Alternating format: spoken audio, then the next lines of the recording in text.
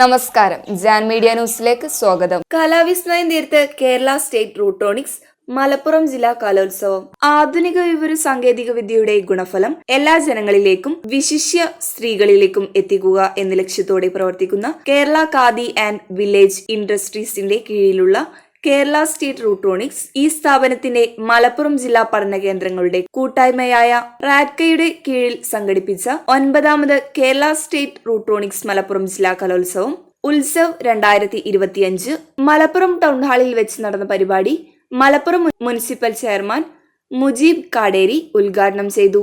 ചടങ്ങിൽ Malappuram assistant collector Arya VM IAS മുഖ്യാതിഥിയായിരുന്നു. NTC Majeed, ടാഡ്ക സംസ്ഥാന കമ്മിറ്റി അംഗം ഷമീർ കളത്തിങ്ങൽ, ജില്ലാ ഭാരവാഹികളായ Samad, Nasaruddin, Rafeeq, Jithesh Chemmad, programme convener Aneef Rajaji, Musthafa Ponnani, Shahid Valanchery, Johnson Edakkara, Koumil Shouki, Farooq IIT, Mumtaz KC, Rasheeda lady board, ലോക റെക്കോർഡ് നേടിയ സിംഗർ നൌഷാദ് മലപ്പുറം എന്നിവർ പങ്കെടുത്തു.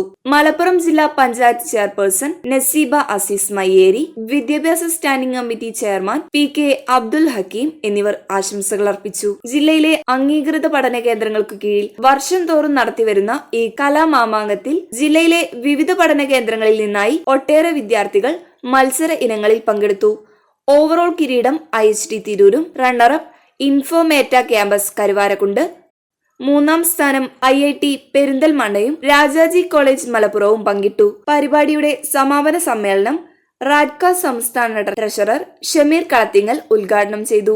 ജേതാക്കൾക്ക് സമ്മാന വിതരണവും നിർവഹിച്ചു. രാജ്യങ്ങളിൽ നമ്പർ 1 ആയിട്ടുള്ള ഇന്ത്യ എന്ന് പറയുന്ന മഹാരാജ്യം, ലോക ജനസംഖ്യയുടെ 30% യുവജനങ്ങളുള്ള ഈ ഇന്ത്യ എന്ന് പറയുന്ന മഹാരാജ്യത്ത് നമ്മുടെ ഏറ്റവും വലിയൊരു അസറ്റ് എന്ന് പറയുന്നത് മാൻ പവറാണ്. നമ്മുടെ രാജ്യത്തിനും അതിനുപരിയായിക്കൊണ്ട് ലോകത്തിനും മാതൃകയായിക്കൊണ്ട് ഈ യുവതലമുറയെ വാർത്തെടുക്കാൻ വേണ്ടി വർഷങ്ങൾക്ക് മുമ്പ് തന്നെ വ്യത്യസ്ത പരിശീലന പരിപാടികൾ നൽകിക്കൊണ്ട് രാഷ്ട്ര പുനർനിർമ്മാണത്തിന് വേണ്ടിയിട്ടുള്ള വ്യത്യസ്ത പരിശീലന പരിപാടികളാണ് നമ്മുടെ ഒരു വലിയൊരു സ്വപ്നമാണ്, ഒരു വികസിത രാജ്യം എന്നുള്ളത്. അതിനു വേണ്ടിക്കൊണ്ട് അതിനുള്ള പ്രയത്നത്തിന്റെ ഭാഗമാണ് ഞാനടക്കമുള്ള ഈ പഠന കേന്ദ്രങ്ങൾ. അപ്പോൾ തീർച്ചയായും ഈ റൂട്രോണിക്സ് എന്ന് പറയുന്ന ഈ പ്രസ്ഥാനത്തിന്റെ ഈ കലോത്സവമായി മുന്നോട്ടേക്ക് വരുന്ന സമയത്ത് ഒട്ടേറെ സമാന്തരമായിട്ടുകൊണ്ടുള്ള പരിശീലന കേന്ദ്രങ്ങളുണ്ട്.